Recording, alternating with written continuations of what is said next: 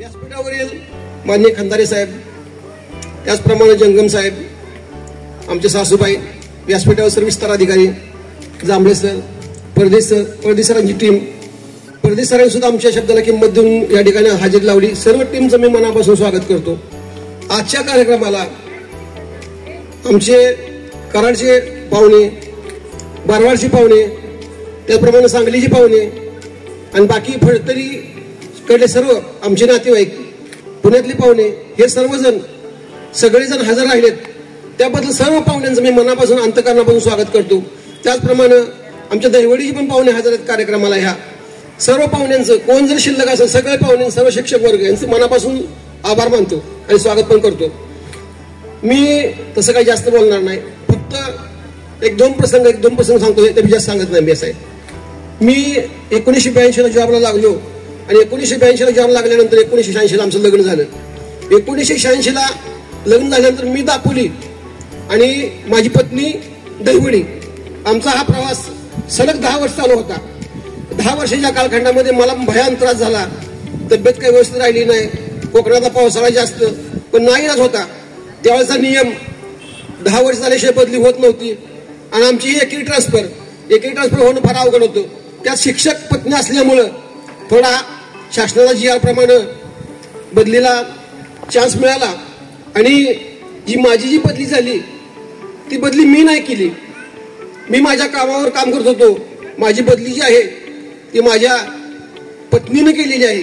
कारण का, सर्व अधिकारी जे आहेत जिल्ह्यावरचे, सातारा जिल्ह्यातले आशरफ दलवाई धरा, मधुसूदन साळवी धरा, CO साहेब, त्याचप्रमाणे रत्नागिरी दिराबा कुलकर्णी धरा, या सर्व अधिकाऱ्यांना डायरेक्ट भेटून, बाबा मी असे दहिवडीला सर्व्हिसला आहे, जिल्हा वेगळा आहे, माझे पती या ठिकाणी आहेत आणि माझी 2 लहान मुलं आहेत, तुम्ही कृपया माझ्याकडे बघा असं करा आणि माझी बदली, आमच्या पतीची बदली सातारा जिल्ह्यात करा.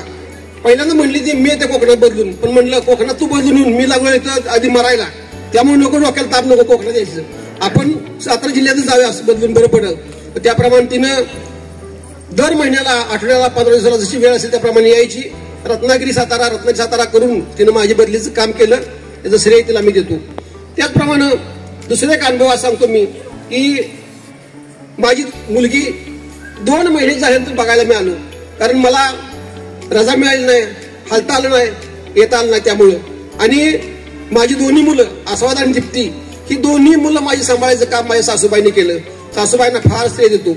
माझ्या आज आई वडील जर जिवंत असते तर फार आनंद वाटला असता. कारण आई वडिलांच्या पुण्याईमुळं आज सगळं मी मानतो, ही माझ्या आई वडिलांची पुण्याई.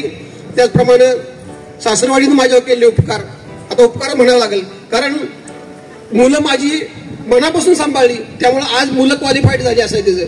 माझं ह्यात कुठल्या प्रकारचं हे नाही. मी एक ग्रामविकास अधिकारी ह्या पदावर गेला माणूस, परंतु माझी मंडळी MA BEd होऊन आज केंद्रप्रमुख ह्या पदावरती सेवानिवृत्त होते.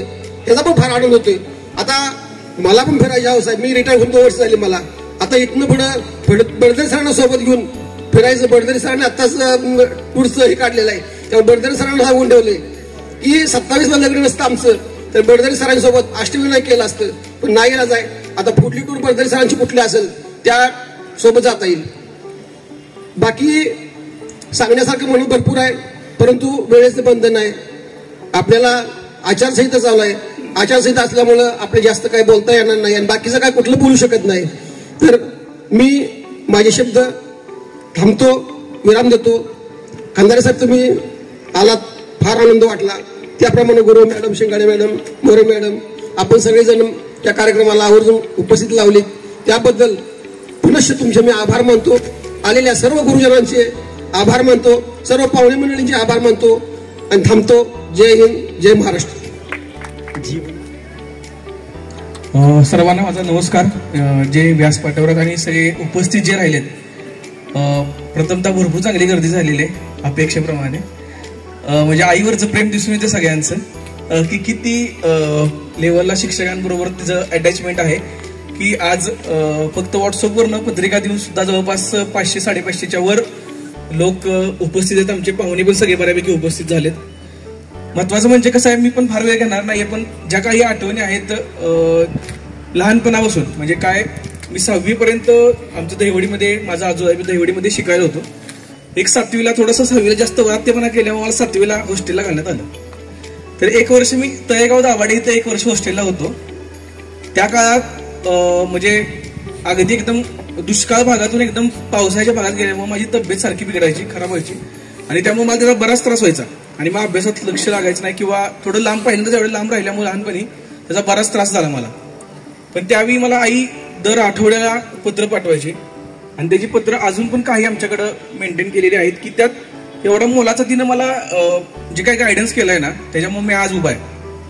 जर आपण बघितलं तर त्या काळात म्हणजे इतका लहान असताना मला काही गोष्टी समजत नसताना तिनं एवढं पत्रातनं मला समजून सांगितलेलं होतं की जीवनात कसं यशस्वी व्हायला पाहिजे, काय करायला पाहिजे, कुठल्या प्रकारचा अभ्यास करायला पाहिजे. तर या सगळ्या गोष्टी म्हणजे अभ्यासाच्या गोष्टी आणि महिन्यातून जेव्हा भेटायला यायचे तेव्हा तर तो विषय म्हणजे बऱ्यापैकी मला समजून सांगितलं जायचा आणि त्या जे काही मार्गदर्शन मला लहानपणापासून मिळालं म्हणजे असं झालेलं नाहीये कधी की ती शिक्षक आहे की नंतर पदवीधर नंतर केंद्र हे सगळ्या गोष्टी करताना ती आई पण विसरलेली नाहीये. हा सगळ्यात महत्वाचा भाग आहे. म्हणजे जे आई पण आहे ते सगळ्या बाकीच्या नोकरीच्या बरोबर तिनं ते म्हणजे बरोबर मॅनेज केलं होतं. जसं तुमचे 6 केंद्र मॅनेज केली तसं मला पण थोडक्यात आमचं घर पण मॅनेज केलं. असं म्हणता येणार नाही की तिकडे फक्त शाळेकडे लक्ष आहे किंवा काय. जी लहानपणी पाठवलेली पत्र किंवा आतापर्यंत प्रत्येक वेळी जो सांगितलेला गायडन्स म्हणजे पूर्वी माझा बिझनेस होता पार्टनरशिप मध्ये काही कारणाने तो फेल पण झाला. तर तशा काळात मला मानसिक स्थैर्य देण्याचं किंवा आर्थिक पण ज्या गोष्टींचा प्रेशर माझ्यावर होतं कोरोनाच्या काळात बऱ्यापैकी परत तो बिझनेस माझा स्टॉप झाला.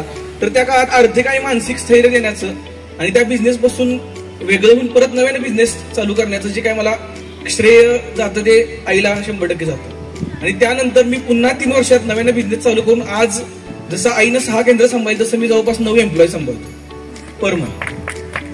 हे सगळं मॅनेजमेंट अगदी लहानपणापासून शिकत आलोय. जेव्हा लहान होतो तेव्हा अगदी म्हणजे मला असं आठवतं की मी 4थी किंवा 5वीला असताना सुद्धा किंवा 3री 4थीला असताना सुद्धा आम्हाला ग्रंथालयात जाऊन पुस्तकं बदलणे किंवा बँकेत जाऊन काही व्यवहार करणे, पैसे भरा, पैसे काढा, चेक नेऊन जमा करा किंवा पुस्तक बदलून आणा किंवा जाऊन किराणा मालाचं काहीतरी साहित्य घेऊन या, अशा गोष्टी अनेक वेळा तिनं करायला लावल्यात लहानपणी. आणि त्याचा परिणाम असा आहे की आता कितीही एवढं मोठं अकाउंटिंग असताना किंवा एवढे कितीही मेजर प्रॉब्लेम असताना फायनान्सचे कसलेही प्रॉब्लेम असताना आम्हाला ते मॅनेज होत होतात. सगळे व्यवहार कळतात.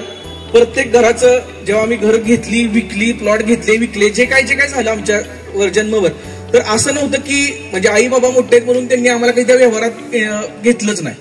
जसं लहानपणापासून अगदी मला आठवते तसं त्या माझ्या लहानपणी तर एवढीच करत होतं भाग वेगळा. पण जेव्हा मी 10वीत गेलो तेव्हा साधारण मी तर साधारण पहिलं घर घेतलं होतं. तर अगदी त्या व्यवहाराचे पैसे देण्यापासून कागद करण्यापर्यंतचा ह्या सगळ्या गोष्टी त्यानं त्यासोबत मला फिरवलंय. आणि त्यामुळं कुठला व्यवहार करताना अजूनही माझे एम्प्लॉय असतील किंवा बाहेरचा त्रयस्थ व्यक्ती मला विचारतो की बाबा या व्यवहारातले डॉक्युमेंट ओके आहेत का. तर हे आईनं शिकवलंय म्हणून हे जमलंय. त्याबरोबर बाबांचा सहभाग आहेच पण आजची रिटायरमेंट आईची त्यामुळे आईवरच बोल. बाबांची रिटायरमेंटच्या वेळी सगळं बोलत झाले ऑलरेडी. तर जो काय आतापर्यंतचा तिचा सपोर्ट आहे ना ह्या सपोर्ट मग मी उभा राहिलोय.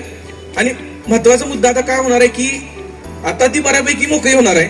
त्यामुळे तिचा सपोर्ट मॅक्सिमम टाइम मला म्हणजे मिळणार आहे. कारण तिच्या ह्या बाकीच्या हळूहळू या 3-4 वर्षामध्ये बऱ्याच केंद्रांचा लोड वाढला होता. पण ठीक आहे तो कामाचा भाग आहे. पण ती त्या मॅनेजमेंटचे स्किल माझ्या पण अंगात आल्यामुळं त्या फार चांगल्या गोष्टी आम्हाला रन करता येतात. आणि तिथून पुढे असाच गायडन्स करेल. तिचा पर्यटनाची फार मोठी आवड आहे. आम्ही पण मध्ये फिरायला दिल्लीला गेलो होतो त्यावेळी तिला दिल्लीच्या बऱ्याच गोष्टी बघायच्या काही अपूर्ण होतं. तर पुन्हा एकदा दिल्लीला पाठवायचं माझ्या डोक्यात आहे तिला.